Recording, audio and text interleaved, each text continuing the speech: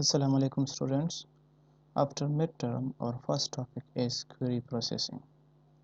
What is query processing in a distributed database? So first is, what is a query? A query is a user input. Any user in front of other computer system having the database is called a query. Input from the user is a query. So how the inside computer or the inside distributed system will process his request is called the query processing. System कैसे respond करेगा, distributed system user के इस input के base पे और किस तरह respond करेगा, we call that as a query processing. So in a simple definition, query processing is to transform a high level query into an equivalent low level query. Is called the query processing. High level query को हम relational calculus भी कहते हैं. Here the high level query is actually a relational calculus and the low level query is actually a relational algebra. So the relational calculus here is actually the SQL. We call it an SQL. SQL को transform किया जाता है towards the relational algebraic form. और ये जो relational algebraic form हमारे पास बन जाते हैं, इनमें ये डाटा हमारे पास मौजूद रहते हैं ऑन द लोकल डेटाबेसेस, जिसको हम आगे फिर पढ़ेंगे. इस तरह के हमने फ्रेगमेंटेशन में इससे पहले पढ़ा था कि फ्रेगमेंटेशन में हम डाटा के साथ क्या करते हैं, डाटा को हम लोकलाइज करते हैं. डिफरेंट साइट्स पे हम डाटा को फ्रेगमेंट करके उस पर डाटा स्टोर करते हैं. We call that as a data localisation.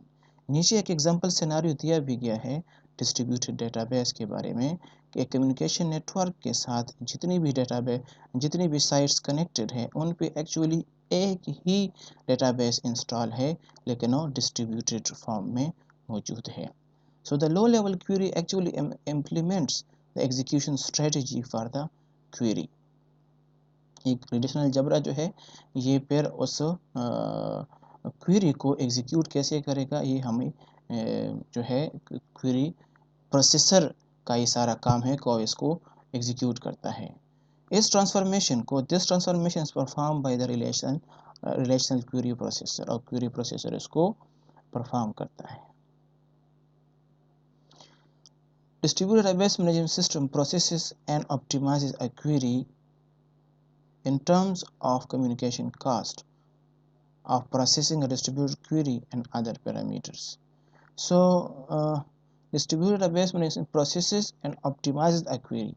जो सॉफ्टवेयर इसमें इंस्टॉल होता है, जो कि एक्चुअली एक डिस्ट्रीब्यूटेड मैनेजमेंट सिस्टम होता है, जिस तरह के आम सेंट्रलाइज सिस्टम में डिस्ट्रीब्यूटेड डेटाबेस होते हैं, इसमें भी ये ऑरिकल, एसक्यूएल ये डिस्ट्रीब्यूटेड फॉर्म में काम करते हैं.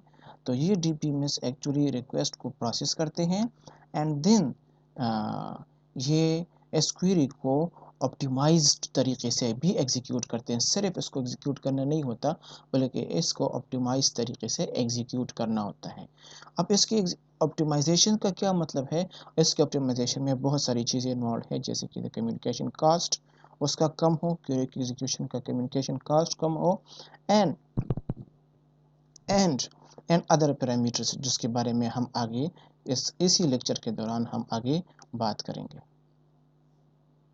अच्छा जी, हमने ऊपर जो बात की है कि जे query processing is a transformation, ये query processing is a transformation. अब ये ट्रांसफॉर्मेशन जो है ये एक्चुअली हाई लेवल क्वेरी से लेके हम लो लेवल क्वेरी पे आते हैं. और ये ट्रांसफॉर्मेशन कैसे परफॉर्म होता है, ये इसी तरह हमारा रिक्वेस्ट इस क्वेरी प्रोसेसर के अंदर, query processor distributed database management system, इसी के अंदर हमारा ये रिक्वेस्ट इसी तरह फ्लो होके यहाँ पे आंसर हमें मिल जाता है. सही है.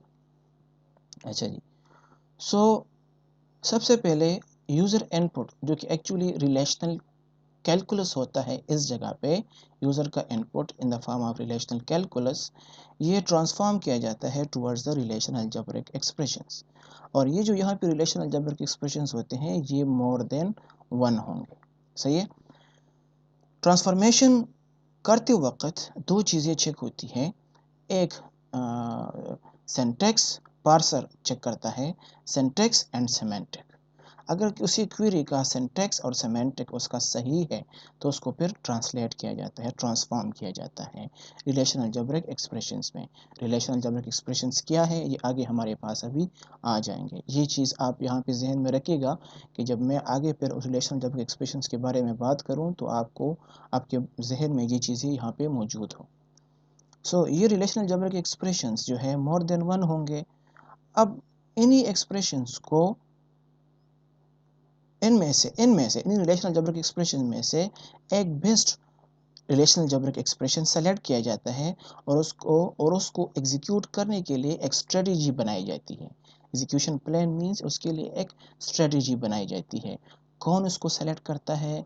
Among the many algebraic expressions में से बेस्ट एक्सप्रेशन कौन सेलेक्ट करता है? ऑप्टिमाइजर सेलेक्ट करता है।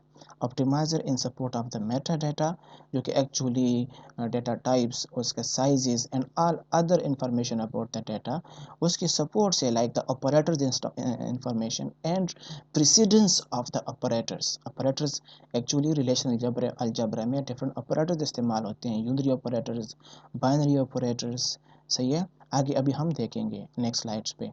सो ऑप्टिमाइजर उनकी सपोर्ट से in many relational algebraic expression में से एक एक्सप्रेशन सेलेक्ट कर लेता है और वो एग्जीक्यूशन प्लान को देता है।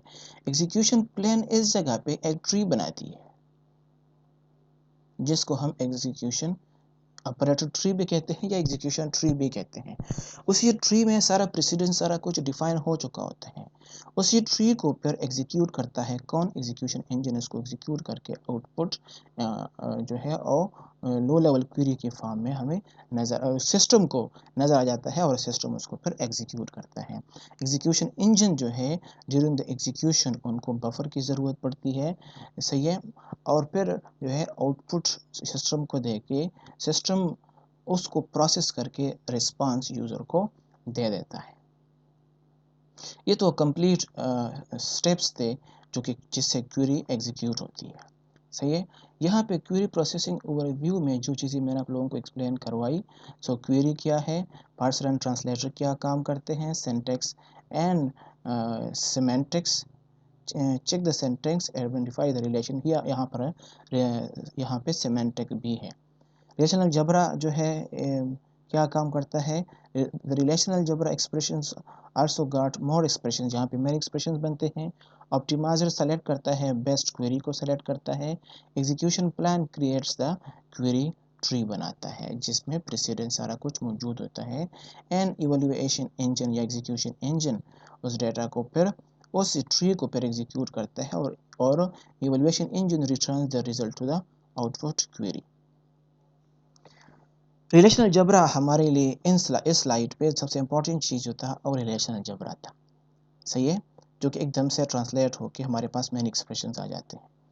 अब रिलेशनल अलजेब्रा में क्या चीज़ें हैं? The relational algebra is a procedural query language. It consist of a set of operations that take one or two relations as input and produces a new relation as their result. इसमें few relation symbols operators इस्तेमाल होते हैं और ये operators को हम broadly two category में divide करते हैं, unary operators and binary operators. यहाँ पे अब आप लोगों को कुछ चीज़ें याद आ जाएंगी जो कि हमने मिड टर्म से पहले पढ़ी है, जिसको हम फ्रेगमेंटेशन में एक्चुअली हमने पढ़ी है, सिलेक्शन एंड प्रोजेक्शन।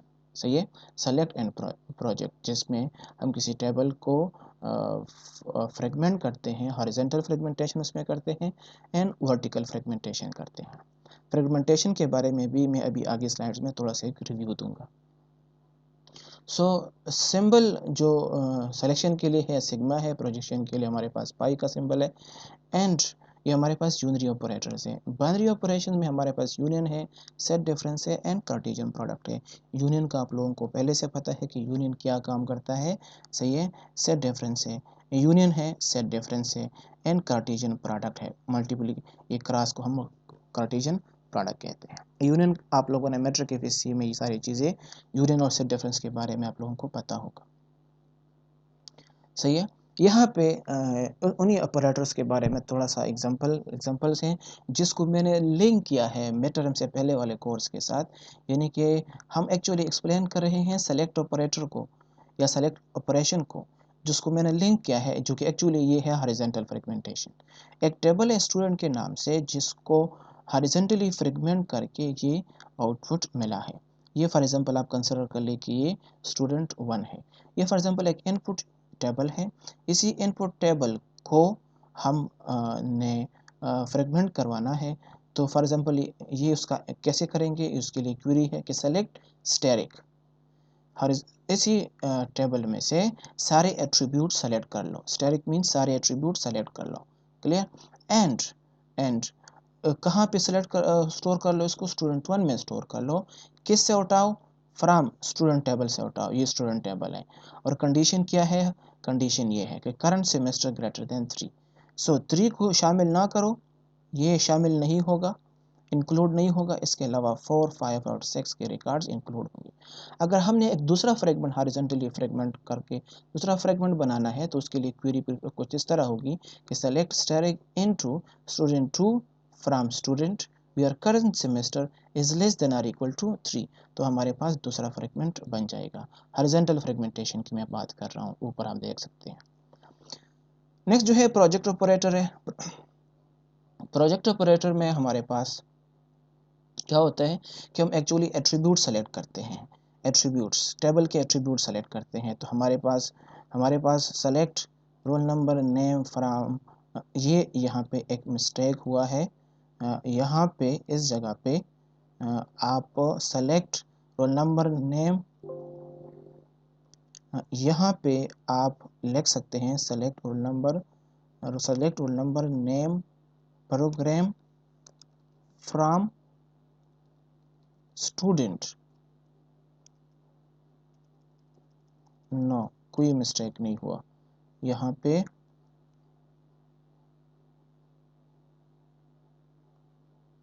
कोई मिस्टेक नहीं हुआ, क्वेरी सही है, मैंने पूरी क्वेरी नहीं पढ़ी थी। सेलेक्ट रोल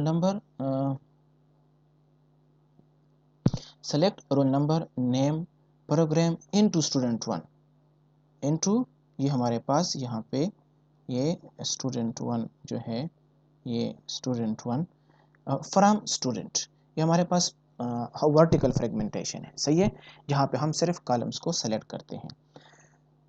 इसके बाद हमारे पास थर्ड है कंपोजिट ऑपरेशन, जिसको हम हाइब्रिड कंपोजिट ऑपरेशन जब परफॉर्म होगा, मैनी यानी कि कंपोजिट ऑपरेटर्स इस्तेमाल होंगे, तो हमारे लिए एक्चुअली हाइब्रिड फ्रेगमेंटेशन परफॉर्म करेगा, जहाँ पे वर्टिकल फ्रेगमेंटेशन भी होंगे हो एंड हॉरिजॉन्टल फ्रेगमेंटेशन भी मौजूद हो। Select roll number name program into student 1, ये फॉर एग्जांपल स्टूडेंट 1 है। फ्रॉम स्टूडेंट, ये स्टूडेंट का मेन टेबल है। Where current semester is greater than और इक्वल टू ग्रेटर देन 3, तो 3 शामिल नहीं होगा, ये 3 शामिल नहीं होगा एंड करंट सेमेस्टर 3 शामिल नहीं होगा। और रिमेनिंग जितने रिकॉर्ड्स है और रिकॉर्ड्स, लेकिन उन रिकॉर्ड्स के सारे एट्रीब्यूट्स नहीं, बल्कि उसमें से सिर्फ roll number name and program उसमें शामिल होगा। अब क्वेरी प्रोसेसिंग में आगे चलते हुए, the transformation from high level query into an equal low level query must achieve both correctness and efficiency. ये तो ट्रू है, उसमें करेक्टनेस होनी चाहिए, एफिशिएंसी होनी चाहिए। And it is correct if the low level query has the same semantics as the original query, that is if both queries produce the same result. यानी ये तब करेक्ट होगा जब हाई लेवल क्वेरी जिसकी equivalent low level query बन जाती है many, उसका if both queries produce the same result, उसके दोनों का रिजल्ट सेम हो, तो हम फिर कहेंगे कि ये क्वेरी में लो लेवल फॉर्म में करेक्टनेस मौजूद है। इस इंट्रोडक्शन को हम आगे कंटिन्यू करते हैं एक एग्जांपल के साथ। एक एग्जांपल इस पे पढ़ते हैं। एग्जांपल कुछ इस तरह है कि फॉर एग्जांपल आप एक ईआरडी कंसिडर कर लें। ईआरडी क्या है, फॉर एग्जांपल हमारे पास 4 टेबल्स हैं। सैलरी का टेबल है, एम्प्लॉय का टेबल एंड प्रोजेक्ट का टेबल एंड असाइनमेंट का टेबल, सही है। हर एक के अपने अपने एट्रीब्यूट्स भी मौजूद है।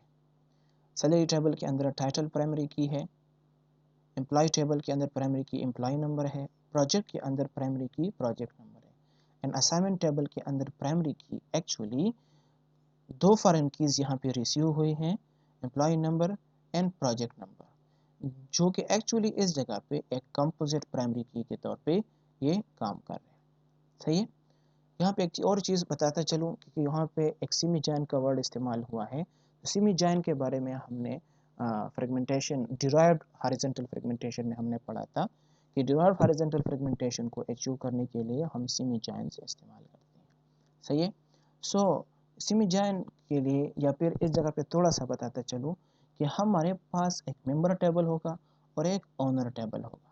सो जिस टेबल में किसी दूसरे टेबल के फॉरेन की मौजूद हो तो उस टेबल को हम मेंबर टेबल कहेंगे, और जहाँ पे किसी दूसरी टेबल के फॉरेन की मौजूद न हो तो और उससे तो उसको हम क्या कहेंगे, ओनर टेबल कहेंगे।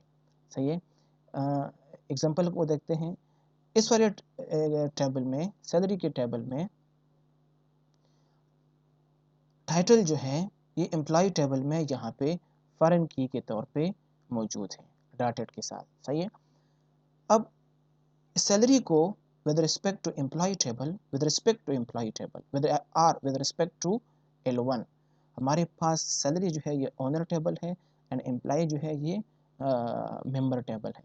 अगर हम एम्प्लॉय को और असाइनमेंट को डिस्कस कर ले तो एम्प्लॉय टेबल और असाइनमेंट टेबल में एम्प्लॉय हमारे पास जो है ये ओनर टेबल है with respect to L2, ये ओनर टेबल है, एंड असाइनमेंट जो है ये मेंबर टेबल है। ये मेंबर टेबल है प्रोजेक्ट का भी और एम्प्लॉय टेबल का भी बिकॉज इसमें प्रोजेक्ट नंबर भी एज अ फॉरेन की इस्तेमाल हुआ है, प्रोजेक्ट टेबल से हमें रिसीव हुआ है।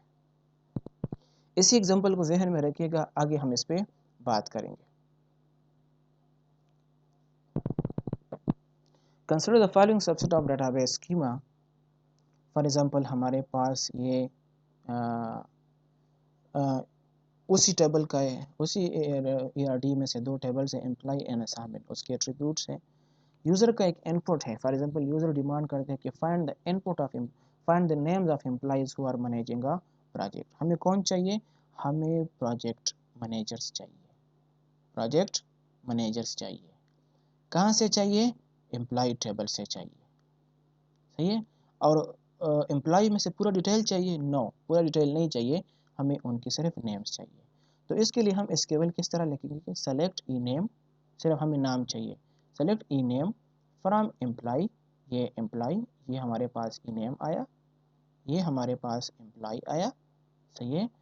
वाइल प्रोजेक्ट, और ये हमारे पास मैनेजर आया। चूँकि ये मैनेजर जो है या प्रोजेक्ट जो है ये हमारे पास, इसके लिए एक अलग सा टेबल है, ये एम्प्लॉय टेबल के अंदर ये एग्जिस्ट नहीं करता। सो लिहाजा हमने जो है असाइनमेंट का टेबल भी इस्तेमाल किया है इस जगह पे, क्योंकि एम्प्लॉय टेबल के अंदर तो रिस्पॉन्सिबिलिटी का एट्रीब्यूट है ही नहीं। सही है। रिस्पॉन्सिबिलिटी का एट्रीब्यूट ये एम्प्लॉय टेबल के अंदर है ही नहीं। रिस्पॉन्सिबिलिटी का एट्रीब्यूट किस जगह पे है, ये असाइनमेंट टेबल के अंदर मौजूद है। लिहाजा इन दोनों को हम क्या करेंगे, ज्वाइन करेंगे। सही है, सिंपल ज्वाइनिंग के थ्रू। अब इसी इनपुट का जो कि हाई लेवल क्वेरी है रिलेशनल कैलकुलस के फॉर्म में, इसको हम पहले एक स्टेप पे रिलेशनल कैलकुलस के फॉर्म में लिखते हैं, जो कि आप कंसिडर कर ले कि यही ही रिलेशनल कैलकुलस है, क्योंकि उसमें इतना डिफरेंस नहीं होता, मामूली सा डिफरेंस होता है। सो रिलेशनल कैलकुलस है और इसी को अभी ट्रांसफॉर्म करना है toward the relational algebraic form. ये उसकी two equivalent relational algebraic forms है। ये जो दो फॉर्म्स यहाँ पे बने हैं, two equivalent relational algebraic forms बने हैं, जो कि करेक्ट का वर्ड दोबारा यहाँ पे इस्तेमाल हुआ है, करेक्ट ट्रांसफॉर्मेशन है ऑफ द गिवन क्वेरी। सही है। इसमें हमें क्या चाहिए, हमें जी अभी हमने फ्रेगमेंटेशन के बारे में पढ़ा, ऑपरेटर्स के बारे में पढ़ा, प्रोजेक्शन में हमें क्या चाहिए, ई नेम चाहिए, ई नेम हमें चाहिए। Clear. So first thing is we want the E name. अब किस बेस पे चाहिए जी, सिलेक्शन के बेस पे। सिलेक्शन क्या है, selection is a condition. Clear. Horizontal fragmentation. So क्या चाहिए, responsibility is equal to manager and responsibility is equal to manager. सही है। और यहाँ पे ये जॉइनिंग परफॉर्म हुई है, यहाँ पर भी ये जॉइनिंग परफॉर्म हुई है। क्लियर। जो डिफरेंस है और वो क्या है, डिफरेंस ये है कि इस वाले फर्स्ट वन में ये first one strategy equivalent form and second में, सो फर्स्ट वन में हमारे पास यहाँ पे मल्टीप्लिकेशन का सिंबल है जिसको हम कार्टेशियन प्रोडक्ट कहते हैं, और सेकंड वन में हमारे पास यहाँ पे जॉइनिंग का सिंबल है। तो हमने पढ़ा है, या अगर नहीं पढ़ा तो आप लोगों को पता होना चाहिए कि joining is more better than the Cartesian product, because Cartesian product हमारे पास नंबर ऑफ रिकॉर्ड्स को आउटपुट उसकी इंक्रीज करता है, जबकि जॉइनिंग उसमें से जस्ट सेलेक्टेड रिकॉर्ड्स को उठाता है, रिमेनिंग को इग्नोर करता है, सारे रिकॉर्ड्स ट्रांसफ़र नहीं करता, उनमें से सिर्फ उन रिकॉर्ड्स को ट्रांसफ़र करता है जो कि सिलेक्शन में हमने डिफाइन किया। Clear clear. और प्रोजेक्शन क्या, कार्टेशियन प्रोडक्ट क्या करता है? कार्टेशियन प्रोडक्ट जो है ये एक्चुअली ये 1 2 3, अगर फॉर एग्जांपल एक टेबल है हमारे पास T1 के नाम से एक टेबल है, और एक दूसरा एक टेबल हमारे पास जो है कुछ इस तरह T2, उसमें भी फॉर एग्जांपल हमारे पास 2 रिकॉर्ड्स है, सिर्फ 2 AB, और इन दोनों को अगर हम मल्टीप्लाई कर ले तो आउटपुट में हमें कार्टेशियन प्रोडक्ट हमें क्या देगा? ये हमें देगा 1A एंड 1B, फिर 2A एंड 2B, और इसी तरह नीचे चलते जाएं। तो कितने बनेंगे हमारे पास? इसी 3 एंड 2 रिकॉर्ड्स में से हमें 6 रिकॉर्ड्स ये प्रोड्यूस करके देगा। अब अगर फॉर एग्जांपल आप एज्यूम कर लें कि एम्प्लॉय टेबल में यहाँ पे हमारे पास 1000 रिकॉर्ड्स है, 1000, और असाइनमेंट टेबल में 400 रिकॉर्ड्स है, तो जब हम इनका कार्टेशियन प्रोडक्ट लेंगे तो इसका आंसर क्या होगा? ये कितने रिकॉर्ड्स प्रोड्यूस करके हमें देगा? बहुत ही ज़्यादा। इन दोनों को मल्टीप्लाई करके जो आउटपुट आएगा और सारे रिकॉर्ड्स प्रोड्यूस करेगा। जब वो सारे रिकॉर्ड्स को प्रोड्यूस करेगा, चूँकि हमारे पास डाटा डिफरेंट फ्रेगमेंट्स में डिफरेंट साइट्स पे मौजूद है, तो अब क्या होगा कि उन्हीं डाटा को जब हम पहले तो डाटाबेस पे बोझ पड़ेगा, नेक्स्ट स्टेप पे जब हम उनको कम्युनिकेशन लाइन में डाटा चैनल पे उसको ट्रांसफ़र करेंगे तो और नेटवर्क पर भी उसका लोड पड़ेगा। उसके मुकाबले में हम जॉइनिंग अगर इस्तेमाल कर लें तो ये हमें सिर्फ उन रिकॉर्ड्स को प्रोड्यूस करके देगा जो कि मैनेजर्स हो असाइनमेंट टेबल में से, और रिमेनिंग रिकॉर्ड्स को ये इग्नोर कर लेगा, सिर्फ मैनेजर का ये जॉइनिंग लेगा एम्प्लॉय टेबल के साथ। सो नेक्स्ट स्टेप आगे देखते हैं। It is naturally obvious that the second query, which avoids the Cartesian product of imply and assignment, consumes much less computing resources. सही है, than the first one, and thus should be retained. कौन सा वाला best हुआ? Second query हमारे पास best साबित हुई। Computing resources मैंने आप लोगों को फर्स्ट स्लाइड पे यहाँ पे थोड़ा सा डिस्कस किया कि जी हमारे पास क्या है? कम्युनिकेशन कास्ट, क्लियर, एंड उसमें हमें क्या चाहिए? Distributed query, processing of distributed query in terms of communication cost and what? Parameters. उन पैरामीटर्स में हमारे पास कम्युनिकेशन कास्ट के बाद कम्युनिकेशन कॉस्ट है एक, जो कि नेटवर्क कास्ट है, एंड कुछ पैरामीटर प्रेसिडेंस है जो अभी हमारे पास आगे आएंगे। अच्छा जी, सो हमने ये वाली एक स्लाइड है, सो हमने यहाँ पे सेलेक्ट कर लिया कौन सी क्वेरी को? सेकंड क्वेरी को हमने, जो जहाँ पे जॉइनिंग का इस्तेमाल हुआ है उसको हमने सेलेक्ट किया, और उसी को हम आगे एग्जीक्यूट करेंगे। सो क्वेरी प्रोसेसिंग में थोड़ी थ्योरी इस जगह पे है। In a centralised context, query execution strategies can be well expressed in an expression of algebra, relational algebra code. The main role of, अब यहाँ पे थोड़ी सी कंपैरिजन है सेंट्रलाइज्ड क्वेरी प्रोसेसिंग के साथ, ये सेंट्रलाइज्ड क्वेरी प्रोसेसिंग के साथ थोड़ी सी कंपैरिजन है। सेंट्रलाइज्ड क्वेरी प्रोसेसिंग के साथ हम कंपैरिजन क्यों कर रहे हैं? थोड़ा सा इसलिए कर रहे हैं क्योंकि सेंट्रलाइज सिस्टम में communication network data distributed form में नहीं पड़ा होता, तो हमारे पास कम्युनिकेशन कास्ट की इतनी ज़रूरत नहीं पड़ती। सही है, सिर्फ यूज़र का रिक्वेस्ट कम्युनिकेशन चैनल के थ्रू जाएगा सेंट्रलाइज सिस्टम को और रिस्पांस देगा, जितनी भी एग्जीक्यूशन होगी और सेंट्रलाइज सिस्टम पे होगी। जबकि डिस्ट्रीब्यूटेड सिस्टम में जितनी भी एग्जीक्यूशन होगी सिर्फ एक सिस्टम पे नहीं होती और मैनी सिस्टम उसमें इन्वॉल्व होते हैं। So the main role of centralized query processing is to choose for a given query the best relational algebra. So उसने जो best relational algebra select किया, that is all for the centralized query. But in a distributed system, situation is different. In a distributed system, relational algebra is not enough to express the execution strategy. सही है। अब देखिए relational algebra में हमने best expression select तो कर लिया ना। अब अगर ये फॉर एग्जाम्पल हमारे पास सेंट्रलाइज सिस्टम होता तो यहाँ तक इनफ था, दैट्स इट, उसको एग्जीक्यूट कर लो और आउटपुट यूज़र को दे दो। लेकिन जो कि डिस्ट्रीब्यूटेड डेटाबेस है, जो कि एक्चुअली डिस्ट्रीब्यूटेड सिस्टम पे ये इम्प्लीमेंट किया जाता है, so it must be supplemented with operators for exchanging data between sites. और साइट्स क्या है? साइट्स पे हमारे पास एक्चुअली क्या पड़े हैं पता है कुछ? फ्रेगमेंट्स पड़े हैं हमारे पास। क्लियर? साइट्स, मेनी साइट्स पे फ्रेगमेंट्स पड़े हैं जो कि हमने फ्रेगमेंटेशन में बनाए हैं। Besides the choice of ordering relational algebra operators, the distributed query processor must also select the best site for processing and possibly the way. किस तरह उसको प्रोसेस करना है और बेस्ट साइट सेलेक्ट करना है। क्लियर? बेस्ट साइट सेलेक्ट करके उसके बाद फिर कैसे उसको प्रोसेस करना है। सो इसमें कम्युनिकेशन नेटवर्क भी शामिल है। ये वो क्वेरी है जो हमने अभी सेलेक्ट कर ली। Consider the relational algebraic expression of the input query that consumes less computing resources selected by the optimizer to define the execution strategy. सही है। इस क्वेरी में मैंने पहले डायग्राम के हवाले से सारा कुछ लिखा है, अगर आप लोगों को समझ आ रहा हो तो। ये रिलेशनल एक्सप्रेशन है, बेस्ट रिलेशनल अलजेब्रिक एक्सप्रेशन है। अब इसको एग्जीक्यूट करेंगे हम। उसको किस तरह एग्जीक्यूट करते हैं? पहले इसके फ्रेगमेंट्स बनाते हैं, फ्रेगमेंट्स कंसिडर करते हैं, assume करते हैं, कंसिडर करते हैं। We assume that relation imply and assignment are horizontally fragmented. ये horizontally fragment हो चुके हैं। ये imply 1, imply 2, assignment 1 and assignment 2 कैसे फ्रेगमेंट हुई है? ये इन क्वेरीज के बेस पे फ्रेगमेंट हुई है। क्वेरी भी आप लोगों को पता होनी चाहिए कि select steric into imply 1 from imply where imply number is less than or equal to E3। ये कोई एक एट्रीब्यूट है जिस पे हमने एम्प्लॉय नंबर एक एट्रीब्यूट है जिस पे हमने एक कंडीशन लगा है, क्योंकि जनरल सिनेरियो है, कंसिडर कर लें। सही है। सो यहाँ पे आप हमारे पास क्या है, ये हमारे पास इसने एम्प्लॉय 1 को रिलेशनल अलजेब्रिक का फॉर्म है ये इसका। दूसरा हमारे पास एम्प्लॉय 2 यहाँ पे, और इसी तरह ये एम्प्लॉय असाइनमेंट 1 एंड असाइनमेंट 2 ऊपर हमारे पास इस असाइनमेंट 1 एंड असाइनमेंट 2।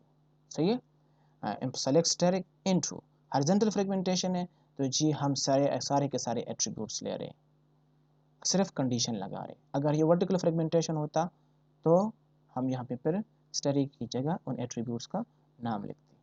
तो अब आप फॉर एग्जांपल ये एज्यूम कर लें कि these fragments assignment 1, assignment 2, employee 1 and employee 2 are stored at sites 1, 2, 3 and 4। Different sites पे पेशावर, मर्दान, लाहौर, कराची पे पड़े हैं, या फिर किसी एक सिटी के अंदर इजबेल के ब्रांचेस हैं, एक सिटी के अंदर इजबेल के मैनी ब्रांचेस हैं, और ये एक सिटी के अंदर मैनी ब्रांचेस पे ये फ्रेगमेंट्स मौजूद हैं, और यूज़र जो है किसी फिफ्थ ब्रांच के सामने खड़ा है और उसने एक इनपुट जनरेट की है एटीएम के थ्रू, और सिस्टम उसको अभी एग्जीक्यूट करेगा। क्लियर? कैसे इसको एग्जीक्यूट कर सकता है? अब एग्जीक्यूशन की भी दो तरीके हैं। पहले तो हमने मैनी अलजेब्रिक फॉर्म में से बेस्ट अलजेब्रिक फॉर्म सेलेक्ट किया। अब एग्जीक्यूशन की भी दो तरीके हैं, two equivalent distributed execution strategies. सही है। ये उस एक बेस्ट ऑप्टिमाइज जो हमने सेलेक्ट किया है, ऑप्टिमाइज्ड क्वेरी जो हमने सेलेक्ट किया है, उसको एग्जीक्यूट करने के भी दो तरीके हैं। इस वाले को हम कहते हैं पैरेलल एग्जीक्यूशन। स्ट्रेटजी ए जो है ये पैरेलल एग्जीक्यूशन है, जबकि स्ट्रेटजी बी जो है ये जो है ये पैरेलल, फर्स्ट वन जो है ये पैरेलल एग्जीक्यूशन है, and the first one is a serial execution. इसमें कोई पैरेलल का कंसेप्ट नहीं है। कैसे एग्जीक्यूट करता है ये? असाइनमेंट 1 पे जो कंडीशन है और असाइनमेंट टेबल के अंदर कुछ मैनेजर्स के रिकॉर्ड्स हैं, उस पर वो सिलेक्शन अप्लाई करके एक रिज़ल्ट प्रोड्यूस करेगा और रिज़ल्ट दे देगा ऊपर जो है एम्प्लॉय को, साइड 3 को देगा। साइड 3 जो है एम्प्लॉय 1 और असाइनमेंट 1 का यूनियन जॉइनिंग करके उसका एक रिज़ल्ट प्रोड्यूस करेगा, और उसी रिज़ल्ट को और जाके दे देता है साइड 5 को। जिस टाइम पे site one is an individual computer system और इंडिविजुअल ब्रांच अब डिस्ट्रीब्यूटेड डेटाबेस, सही है। तो जिस टाइम पे साइट वन पे एग्जीक्यूशन परफॉर्म हो रही होती हैं, उसी टाइम पे exactly at the same time site two पर भी जो है उस टाइम पे एग्जीक्यूशन परफॉर्म हो रही होती है। क्योंकि दोनों काम एक साथ पे डिफरेंट जगहों पे परफॉर्म हो रहे हैं, इस वजह से हम इसको हम पैरेलल एग्जीक्यूशन कहते हैं, और in other words concurrent execution भी हम इसको कहते हैं। क्लियर? ये दोनों इसी तरह एक साथ ऊपर जाते हैं। सो असाइनमेंट टेबल में भी कुछ प्रोजेक्ट होंगे, कुछ मैनेजर्स होंगे असाइनमेंट 2 में, इस फ्रेगमेंट में भी। तो इसको यहाँ पे रिजल्ट प्रोड्यूस करके ये ऊपर देगा, और यहाँ पे साइट 4 पे कुछ जॉइनिंग परफॉर्म होगी, इस जगह पे कुछ जॉइनिंग परफॉर्म होगी, एम्प्लॉय 2 और असाइनमेंट 2 के बीच जॉइनिंग परफॉर्म होगी, और ये एम्प्लॉय 2 को रिजल्ट देके एम्प्लॉय 2 ऊपर जाएगा, और यहाँ पे यूनियन परफॉर्म होगा, और एम्प्लॉय 1 एंड एम्प्लॉय 2 का रिजल्ट प्रोड्यूस होगा। स्ट्रेटेजी बी के बारे में बात करते हैं, तो स्ट्रेटेजी बी में जो डिफरेंट साइट्स मौजूद हैं, ये अपनी बिहाफ पे कुछ कैलकुलेशन परफॉर्म नहीं करती। ये सारा का सारा रिकॉर्ड्स असाइनमेंट 1 के अंदर जितने भी रिकॉर्ड्स हैं, without any applying any condition, ये कंडीशन इस जगह पे अप्लाई नहीं होगा, ये सारे के सारे रिकॉर्ड्स जाके एम्प्लॉय साइट 5 को दे देता है ऊपर, सही है। यहाँ पे नो कंडीशन, साइड 2 पर भी नो कंडीशन, ये ऊपर सारे के सारे रिकॉर्ड्स असाइनमेंट 2 को एक साथ दे देता है। इस तरह एम्प्लॉय साइड 3 जो है एम्प्लॉय 1 का सारा डाटा, अब अगर फॉर एग्जांपल एम्प्लॉय 1 में 1000 रिकॉर्ड्स है और असाइनमेंट 1 में भी 400-500 रिकॉर्ड्स हैं, तो ये 400-500 सारे रिकॉर्ड्स ऊपर साइड 5 में, साइड 5 पे कम्युनिकेशन लाइन के थ्रू ट्रांसफ़र होंगे, और ओ साइड 5 पे आके साइड 5 ये सारा काम खुद करेगा यहाँ पे, और रिजल्ट प्रोड्यूस करेगा। तो अब आप लोग बताएं कि जब वो सारा काम यहाँ पे खुद परफॉर्म करेगा, तो यहाँ पे इसकी परफॉर्मेंस स्लो होगी, और इससे पहले और भी स्लो हो चुकी थी, बिकॉज यहाँ पे साइट 1 से अगर हमारे पास असाइनमेंट में 500 रिकॉर्ड्स है, तो 500 रिकॉर्ड्स इन कम्युनिकेशन लाइन में ट्रांसफ़र करना कोई आसान काम नहीं है, सही है। इसी तरह साइट 2 में, या फिर साइट 3 या साइट 4 से भी। अब इसका हम एग्जीक्यूशन, इसकी कैलकुलेशन हम देखते हैं, cost associated with both of these strategies. Calculation अभी देखते हैं। तो कैलकुलेशन परफॉर्म करने के लिए हम कुछ ऐसा कंसिडर करते हैं कि हमारे पास फॉर एग्जांपल एम्प्लॉय टेबल के अंदर भी रिकॉर्ड्स है, असाइनमेंट टेबल के अंदर भी हमारे पास रिकॉर्ड्स मौजूद है, सही है। दो चीज़ें यहाँ पे होंगी, एक को हम कहेंगे टपल एक्सेस, और एक को हम कहेंगे tuple transfer. A simple cost model is used to evaluate the resource consumption of these two strategies. इन दो स्ट्रेटजीज को अभी हम कंपेयर करते हैं कि कौन सी स्ट्रेटजी हमारे लिए बेस्ट होगी। So assume that a tuple access, tuple के साथ अभी हमने कुछ नहीं करना, जस्ट जाके उसको हाथ लगाना है, उसको एक्सेस करना है। So the tuple access time is ये 1 यूनिट, ये टाइम है, आप इसको टाइम कंसिडर कर लें, सही है। ये 1 यूनिट का टाइम इस पे लगता है। टपल ट्रांसफ़र टाइम, पहले उसको एक्सेस करना है, फिर उसको वहाँ से उठा के उसको ट्रांसफ़र करना है। तो ज़ाहिर बात है एक चीज़ को एक्सेस करने में कम टाइम लगता है, और फिर उसको उठा के वहाँ से उस चीज़ को, उस डाटा को, रिकॉर्ड को, या किसी भी चीज़ को उठा के उसको एक जगह से उठा के दूसरी जगह पर रखने पे टाइम लगता है। सो ट्रांसफ़र पे कंपैरेटिवली टाइम लगेगा। तो एज्यूम कर ले कि ट्रांसफ़र टाइम हमारे पास 10 यूनिट्स है। क्लियर? एम्प्लॉय टेबल के अंदर 400 रिकॉर्ड्स हैं और 400, और असाइनमेंट टेबल के अंदर 1000 रिकॉर्ड्स है फॉर एग्जांपल। अब जो टोटल हमारे पास मैनेजर्स हैं, देयर आर 20 मैनेजर्स। हमारे पास कितने मैनेजर्स हैं? 20। So the data is uniformly distributed among sites. Uniform distribution का मतलब ये है कि असाइनमेंट टेबल के अंदर जो हमारे असाइनमेंट टेबल के जो दो फ्रेगमेंट्स बने हैं, असाइनमेंट 1 एंड असाइनमेंट 2, तो 10 हमारे पास एक असाइनमेंट 1 में है, एंड 10 रिकॉर्ड्स मैनेजर्स हमारे पास असाइनमेंट 2 के अंदर मौजूद है। क्लियर? अच्छा जी, ये उसकी एग्जीक्यूशन है। Clear? Query processing, cost calculation है। इसको हम थोड़ा सा देखते हैं कि कॉस्ट कैलकुलेशन हमारे पास स्ट्रेटेजी ए जो कि एक्चुअली पैरेलल एग्जीक्यूशन है इस जगह पे, ये वाली strategy A and strategy B. So strategy A का टोटल एग्जीक्यूशन टाइम कितना आया है 460, सही है। एंड स्ट्रेटेजी 2 का एग्जीक्यूशन टाइम कितना है, ये 23,000। कैसे आया है एक नज़र देख लेते हैं। Produce assignment 1 assignment dash by selecting assignment requires, ये देखें ये assignment 1 plus assignment 2, clear. 10 records एक में मौजूद हैं, 10 रिकॉर्ड्स दूसरे में मौजूद हैं, मल्टीप्लाई टपल एक्सेस। तो टपल एक्सेस कितना है हमारे पास 1 है, और ये जो आपको नजर आ रहा है 10 प्लस 10, तो ये 10 प्लस 10 एक्चुअली ये चीज़ है। यहाँ पे असाइनमेंट 1 में इस जगह पर भी 10 रिकॉर्ड्स हैं और इस जगह पर भी हमारे पास 10 रिकॉर्ड्स हैं, सही है। तो इसमें से ये 10 रिकॉर्ड्स नहीं, सॉरी 10 मैनेजर्स मौजूद हैं। तो ये 10 मैनेजर्स असाइनमेंट 1 से उठा लेगा एंड 10 मैनेजर्स ये असाइनमेंट 2 से उठा लेगा। रिमेनिंग जितनी भी रिकॉर्ड्स है उसको इग्नोर कर लेता है, क्लियर। और ये ट्रिपल एक्सेस चूंकि 1 यूनिट का टाइम लगता है उस पर, तो दोनों को ऐड कर ले, मल्टीप्लाई बाई 1 20 आएगा। अब ट्रांसफ़र टाइम कितना लगेगा, ट्रांसफ़र टाइम हमारे पास कितना है जी 10 है। तो 10 प्लस 10 20 20 मल्टीप्लाई 10 200 बनेगा, clear. Produce employee dash by joining assignment 1 and employee requires.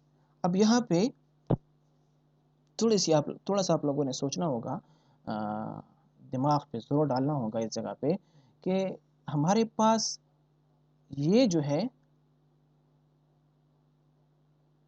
ये वन साइड पे एग्जीक्यूशन है, और इसको जब हम मल्टीप्लाई करते हैं 2 से, ये दूसरे साइड पे जो एग्जीक्यूशन है ये उसकी हम बात कर रहे हैं। 10 प्लस 10 का यहाँ पे क्या मतलब है, क्योंकि 10 मैनेजर्स असाइनमेंट 1 के अंदर मौजूद हैं, सही है। इस जगह पे 10 मैनेजर्स कितने हैं, 10 मैनेजर्स हैं, तो उसके करेस्पॉन्डेंट एम्प्लॉय 1 में भी 10 रिकॉर्ड्स होंगे ना, क्लियर। 11 12 13 तो नहीं होंगे, सही है। यहाँ पे आप देख ले इस जगह पे, क्योंकि 10 रिकॉर्ड्स ऊपर चले गए, अब 10 रिकॉर्ड्स जो यहाँ पे आए मैनेजर्स के, उनका एम्प्लॉय टेबल के साथ ज्वाइन लिया जाएगा, क्लियर। तो यहाँ पे एम्प्लॉय टेबल में बहुत सारे रिकॉर्ड्स होंगे, लेकिन उनमें से सिर्फ और मैनेजर वाले रिकॉर्ड्स को सेलेक्ट किया जाएगा। तो 10 प्लस 10, क्लियर। और इसको इस साइड और टपल एक्सेस कितना है, टपल एक्सेस हमारे पास 1 यूनिट है, एंड उसको 2 से मल्टीप्लाई कर लो तो हमारे पास वो 40 बन जाता है। 20 प्लस टपल 20 प्लस 1, तो मल्टीप्लाई 1 मल्टीप्लाई 2, तो क्या बन जाएगा 2 2 4 40 बन जाएगा, clear. Transfer EMP1 to result site requires, अब क्या करना है, अब उसको ट्रांसफ़र करना है ना, उन सारे रिकॉर्ड्स को अब ट्रांसफ़र करना है। तो जी हमारे पास ट्रांसफ़र यूनिट कितना है,